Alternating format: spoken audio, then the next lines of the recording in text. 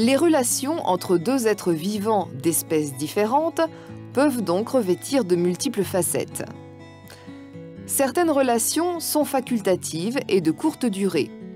Quand l'un dévore l'autre, on parle de prédation.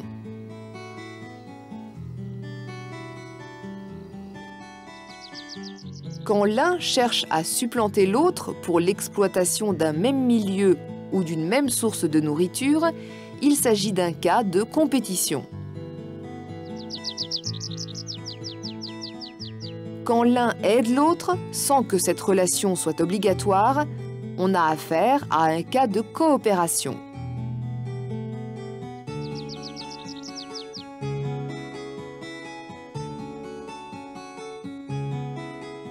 D'autres relations, de plus ou moins longue durée, sont obligatoires pour au moins l'un des deux organismes en cause. Lorsque le premier exploite le deuxième en affaiblissant ou en tuant celui-ci, on parle de parasitisme. Le premier est appelé parasite, le deuxième est appelé hôte.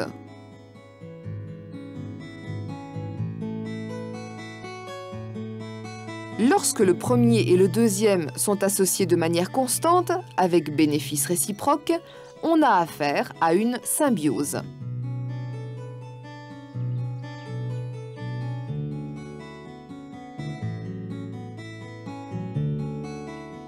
Mais les choses ne sont pas toujours aussi simples. Voici un cas étonnant.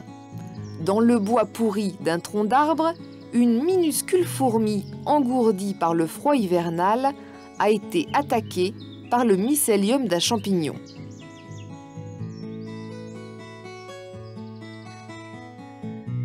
Une fourmi de la même espèce, de passage dans les environs, la remarque. Sa réaction est stupéfiante.